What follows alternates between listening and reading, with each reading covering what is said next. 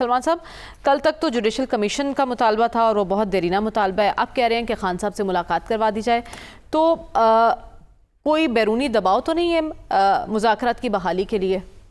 देखिए मरियम, मैं तो आपको शुरू से कह रहा हूँ कि ये दो तरफ़ा जो मुज़ाकराती अमल है ये तीसरी पार्टी की कोशिशों और दबाव का नतीजा है। और मैंने कल भी आपसे ये कहा था कि अभी ये 28 जनवरी को होने वाली मीटिंग में ये इम्कान मौजूद है कि पीटीआई इसका हिस्सा बनेगी। बात यह कि सियासी मुज़ाकरात में लचक जो होती है ये नागुज़ीर होती है। आप बड़े बड़े मुतालबात करते हैं और आज बल्कि आपकी मौजूदगी में एक हुकूमती पार्टी के रुकन से जब मेरी बात हुई, मैं शुरू दिल से कहता आ रहा हूँ कि राना सनाउल्लाह खान जैसा आदमी वो बड़ी मैच्योरिटी से बात कर रहा है। वो कहता है कि जी बैठेंगे, बैठकर ही मुज़ाकरात के नतीजे में कोई सियासी रास्ता निकलेगा, और वो बार बार सियासी रास्ते की बात कर रहा है। देखिए इस वक्त पीटीआई जिस पोजीशन में है वो अपने एहतजाज के सारे ऑप्शन इस्तेमाल कर चुकी है और इस वक्त एक बड़ा अच्छा मौका है उनके लिए कि वो सियासी डायलॉग करें और सियासी डायलॉग में अपने मुतालबा दोहराते चले जाएं। और वो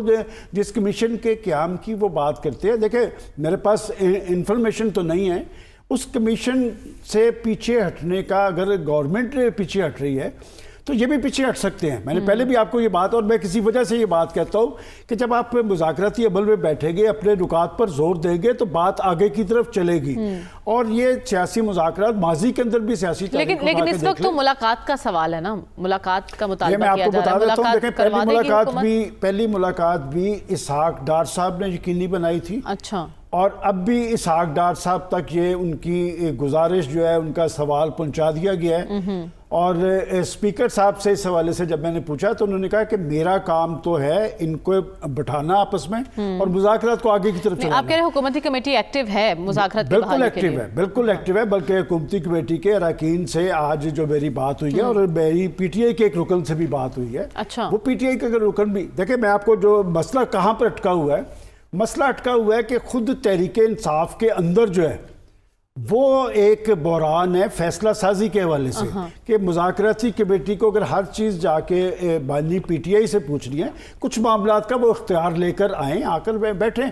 और ये मैं आपको बता दूं कि जब भी तारीख ये बताती है कि जब भी मुज़ाकराती अमल चलता है और आगे की तरफ उसमें अपोजिशन का फ़ायदा होता है। और आज के पाकिस्तान के हालात भी सबसे बड़ा मैसेज ये है कि अगर पाकिस्तान को मुआशी सूरत हाल के हवाले से इस्तेहकाम की मंजिल पर पहुँचाना है तो फिर सियासी इस्तेहकाम नागुज़ीर है। ये तो शिबली फराज साहब ने भी आज ये बात की है। शिबली फराज साहब ने प्रेस कॉन्फ्रेंस की, सब कह रहे हैं बातचीत को आगे बढ़ाना है। लेकिन मैं आपसे जानना चाहती हूँ 28 जनवरी से पहले मुलाकात मुमकिन हो जाएगी बानी पीटीआई? मेरा ख्याल है इसका बहुत हद तक के इम्कान मौजूद है, इसलिए कि दो तरफा तहरीक मौजूद है। हुकूमती मुज़ाकराती कमेटी के अरकान भी चाहते हैं कि बैठा जाए। अच्छा। और पीटीआई के अंदर भी ये तहरीक मौजूद है। बात है कल इस वक्त तक तो वो जुडिशल कमीशन पे अड़े हुए थे, आज वो आ गए मुलाकात पे। तो इसका मतलब ऐसा ऐसा पीछे की तरफ आ रहे हैं।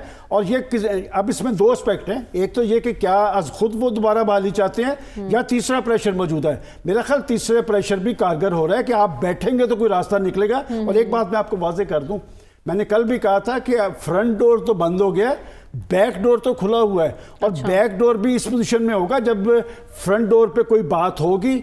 ये जो छतरी है ये हुकूमत की होनी है, ऐलान हुकूमत ने करना है। देखिए हुकूमत ने बड़ा वाज़ेह अंदाज में कह दिया था राना सनाउल्लाह खान ने कि जुडिशल कमीशन के हवाले से हमने फैसला एस्टेब्लिशमेंट की मर्जी से कहना चाह रहे हैं कि बैकडोर रास्ते भी तभी चलेंगे जब फ्रंट डोर। ऐसे नहीं हो सकता कि आप कहें कि जी ये रास्ते बंद है। और वैसे खान साहब की सियासी तारीख में वो हमेशा एतमाद और इन्सार जो करते हैं वो पसे पर्दा राब्तों पे करते हैं। माजी के अंदर उन्हें इसमें बहुत कुछ हासिल हुआ, अब ये उनका सबसे बड़ा वीक पॉइंट है, चूंकि इस हवाले से भी पेशरफ्त तब होगी जब हुकूमत के साथ कंसेंसस करना पड़ेगा। ठीक है सलमान साहब, आप ही हमेशा कहते रहे कि अली अमीन गंडापुर साहब बड़े करीबी तस्वुर किए जाते हैं खान साहब के, तो जो इतने करीबी हैं उनको अब दूर क्यों किया जा रहा है? देखिए जहाँ तक आपने जुनैद अकबर खान की बात की है वो बड़े खुशकिस्मत हैं। अच्छा। 24 घंटे के अंदर वो पब्लिक अकाउंट्स कमेटी के चेयरमैन भी बन गए और आज उन्हें पार्टी का सदर भी वहाँ पर नामजद किया गया।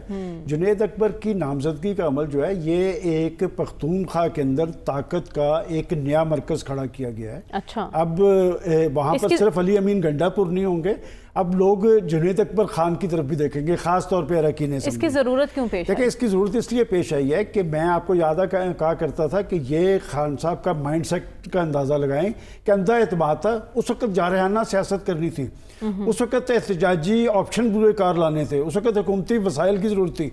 अब सूरत हाल इसलिए बदली है कि आपको याद होगा कि शंघाई कॉन्फ्रेंस से पहले एक पाबंदी लगी थी इमरान खान साहब से मुलाकातों पर। उसके हवाले से बताया ये जा रहा है कि उन्हें ये शक था कि ये पाबंदी इन्हीं के कहने पे लगी है, चूँकि इसमें तो कोई दो आरा नहीं कि वो खुद ये तस्लीम कर चुके हैं कि दूसरी साइड पे भी राब्ता इनके ज़रिए था। और सबसे ख़तरनाक बात उनके हवाले से ये सामने आ रही है कि पार्टी के अंदर ये तासर बढ़ता जा रहा था कि ये हमारी पार्टी है, लेकिन अब ये दूसरी पार्टी से मिल चुके हैं। अच्छा। इसलिए कि चूंकि ड्यूटी उन्होंने दी थी। अब बात यह कि फौरी तौर पे ये क्यों हुआ, इसलिए कि बुशरा बीबी जब पख्तूनख्वा गई हैं, उन्होंने जाकर जब वहाँ पर मामलात देखे हैं तो उन्होंने आकर इनको बताया मुलाकातों के बाद कि अली गंडापुर जो हैं वो कहते कुछ और हैं और करते कुछ और हैं। अच्छा। ये बदअतमादी की सबसे बड़ी वजह है और इसी बुनियाद पे उन्होंने अली अमीन को उनसे पार्टी सदारत ले ली है। अब वो चीफ मिनिस्टर, जहाँ तक आपका ये कह रहे हैं कि क्या वो अब वज़ीर आला रहेंगे, एक ऑप्शन ये भी है कि लोग कहते हैं कि शायद वो फेडअप होकर रिज़ाइन कर दे।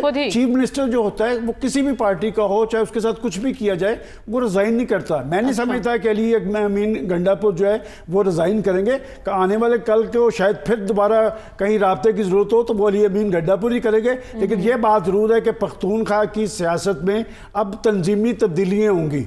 उसमें जो आतिफ खान ग्रुप है, जो मुखालफ ग्रुप है अली अमीन गंडापुर का, वो सारे जुनैद अकबर के पीछे खड़े होंगे। अब अली अमीन गंडापुर की पख्तूनख्वा की सियासत में वो अहमियत और हैसियत नहीं रहेगी जो जुनैद अकबर की बनी है। और इस सारे अगर फौरी चीज़ें आप मेरे से पूछें तो इसमें बुनियादी किरदार जो है वो बुशरा बीबी का है, जिन्होंने खान साहब को आके बताया है कि जनाब आपकी लाइन टो करने के बजाय लाइन किसी और तरफ की टो हो रही है। और ये कोई भी पार्टी की लीडरशिप ये बर्दाश्त नहीं करती कि उनका बंदा जो है वो दूसरे का केस पेश करता नजर। ठीक है, तो आप कह रहे हैं कि उन्हें यकीन हो चुका है कि अली अमीन गंडापुर विकेट के दोनों तरफ खेल रहे हैं, इसलिए उनसे ये जिम्मेदारी वापस ली गई है।